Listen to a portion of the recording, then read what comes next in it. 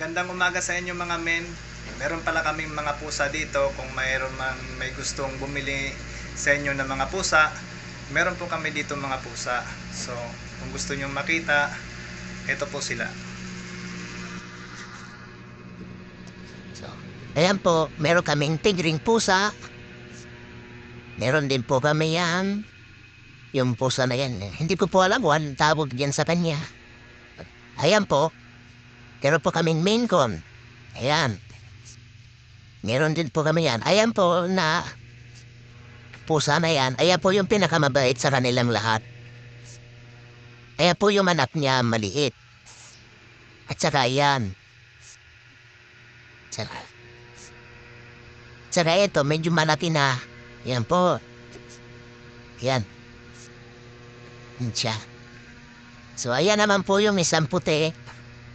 Yan. Buntis po siya, kaya hindi mo na siya pwedeng mabenta. Buntis po yan. Tatlo pala ang buntis na mga pusa dito. Ayan, buntis din po siya.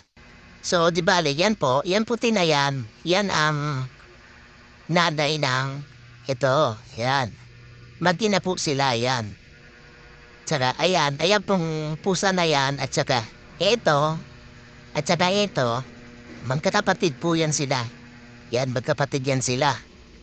Saka, ito naman, ang pangalan niya ay si Pipi. Pipi! Ayan. Ayan ang pinakamagandang pusa dito. Ayan. Yan si Pipi. So, ayun mga men.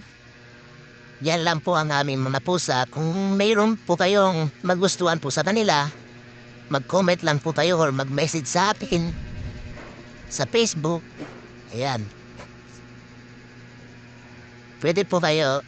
So, di bale kung magtatanong po kung magkano po ang benta namin ng mga pusa, mag-direct message na lang po kayo sa amin para masabi po namin kung magkano yung pag-uusapan po natin yun kung magkano ang presyo ng mga pusa na yan. Kasi po hindi ko po alam eh. Hindi po kasi ako mayari niyan eh. So, di bale, pag-usapan na lang ninyo na mayari kung magkano yung pag-uusapan ninyo, baka makatawad pa po kayo. So, maraming salamat mga men. So, ayan, napakita ko na yung mga pusa namin. Marami po yan sila, kasi yung iba nasa pondo pa, kaya nandun yung ibang mga pusa. Ayan po yung lagay nila na pagkain. Tsaka yan naman po yung tayan nila.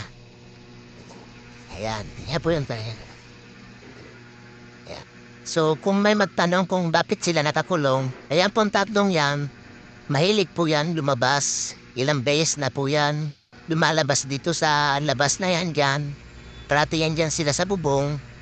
At saka, nauhulog po sila dyan sa taas. So, pag makita nyo yung taas niyan, mataas po yan. Ayan, tinan nyo po kung gaano kataas ang babag sa kanila. Ayan, mataas po yan. Kaya, kinulong ko po yan sila kasi dumadaan sila dito sa taas. Diyan sila dumadaan sa bubong na yan. Diyan. Sa may kisame na yan na trapal. Tapos, diyan po sila lumulusot diyan. Yan. Diyan sa butas na yan, diyan po sila dumadaan. Tapos, diyan, pag hindi na sila makapasok, nauhulog na lang po sila. Tapos dito, diyan sa mga ano yan, lumulusot sila diyan. Tapos dito, diyan. Kaya, sayang naman kung mawala, kaya kinulong ko po sila. Kaya nandiyan po sila mga men. Para hindi sila mawala, kinulong ko na lang po sila para hindi ako mapadalitan na mayari. So ayun, maraming salamat mga men. Kung meron po kayong mga katanungan o may magustuhan po kayo dito sa amin mga pusa, ayan, mag-direct message na lang po kayo dahil pag-usapan po natin ng presyo ng mga pusa na iyong mga napili. So maraming salamat, yun lang po. Huwag niyo nga po palang kalimutan mag-subscribe sa aming YouTube channel at saka sa aming Facebook. I-follow niyo na rin po kami sa Facebook namin. Daddy Muhammad TV po ang aming Facebook page. At saka ang aming YouTube page ay Jerry Jimenez po. So, ayan po. Maraming salamat po ulit sa inyong panonood sa aming mga video dito sa mga pusa nito.